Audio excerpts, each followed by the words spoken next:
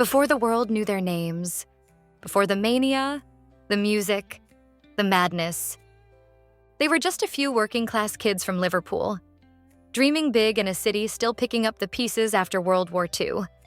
1957. Liverpool. A teenage rebel named John Lennon starts a little skiffle band called the Quarrymen. He's rough around the edges, sarcastic, bold, barely holding things together at school. But music? That's where he comes alive. He's got a guitar, a few friends, and a fire inside him that refuses to go out. Then fate walks in. Literally. At a local church fete, John meets Paul McCartney. Paul is 15, polite, a little more polished, but with fingers that glide across a guitar like he was born for it. He plays Eddie Cochran's songs from memory. John watches and knows instantly, this is no ordinary kid. He invites Paul to join the Quarrymen.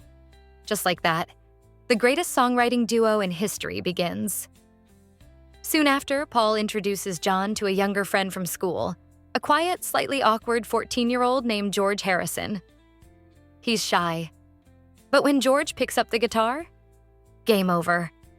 His fingers move fast, smooth, sharp. This kid can play. John hesitates. George seems too young, but Paul insists. And George proves himself, again and again. The three of them play wherever they can. They play school halls, smoky clubs, parties, bars. They're broke, sometimes borrowing instruments, always chasing something bigger. But they're still missing that final spark. 1960. The game changes. They take a risky gig in Hamburg, Germany.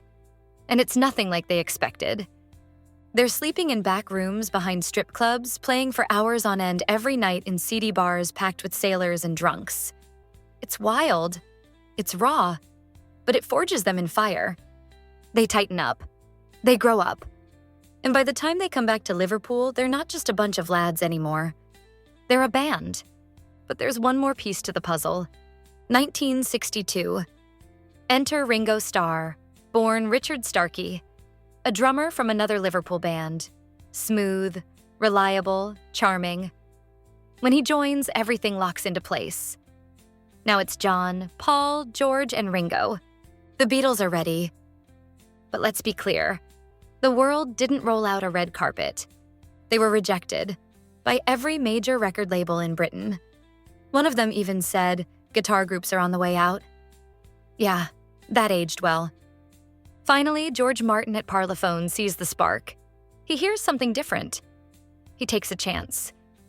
In 1962, they released their first single, Love Me Do. It doesn't break records, but it breaks the dam. What follows is nothing short of a cultural eruption. Their first album, Please Please Me, is recorded in a single day. By 1963, they're bigger than anything the UK's ever seen. By 1964, they hit the US like a tidal wave. Their appearance on The Ed Sullivan Show draws 73 million viewers. America loses its mind. And just like that, the Beatles own the world. But here's what made them different. They didn't stop at being famous. They evolved, constantly. Hard Day's Night was catchy and clever. Rubber Soul was reflective and bold. Revolver shattered the rules. Sgt. Pepper rewrote them. The White Album was raw and brilliant. Abbey Road felt like a farewell letter wrapped in magic. They weren't chasing trends. They were creating them. They brought Eastern instruments into Western pop. They made album art into statements. They made music into a language of revolution, of peace, of self-expression. But being gods of pop came at a price. The pressure, the media, the touring insanity. The cracks started to show. Different visions, different goals. By the time they performed together one last time, unannounced on the rooftop of Apple Corps in 1969, you could feel it.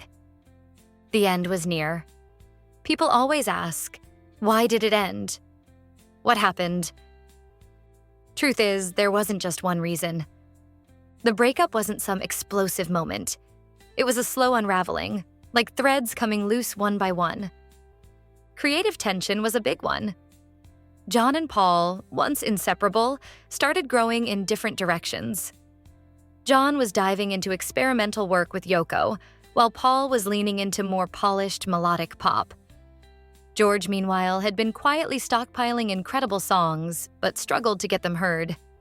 Ringo even left the band briefly during the White Album sessions because he felt unappreciated. Business drama didn't help. After manager Brian Epstein died in 1967, the man who held everything together, the Beatles were left without a strong guiding hand. The decision over who should manage the band's business affairs split them down the middle, with Paul pushing for his in-laws and the others siding with businessman Alan Klein. It got ugly. Lawsuits, tension, mistrust.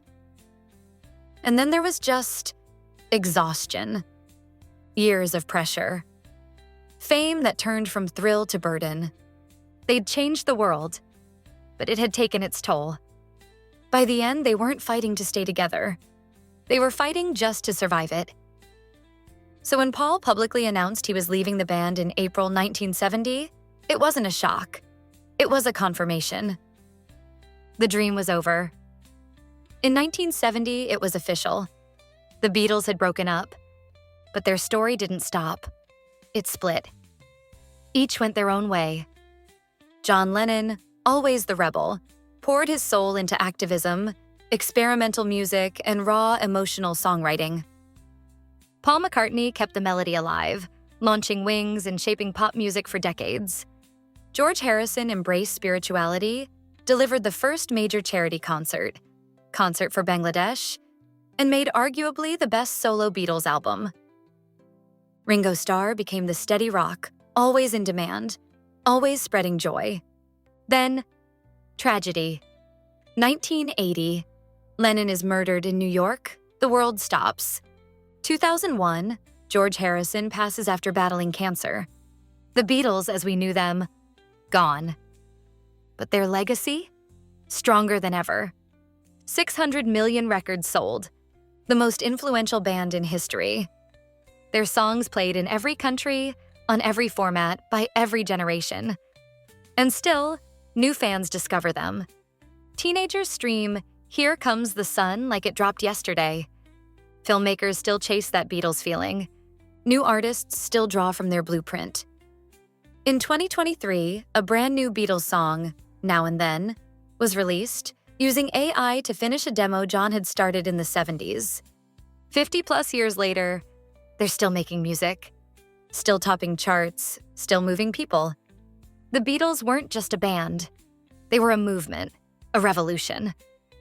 Proof that even four ordinary kids from Liverpool can change the world with nothing but instruments, ideas, and heart.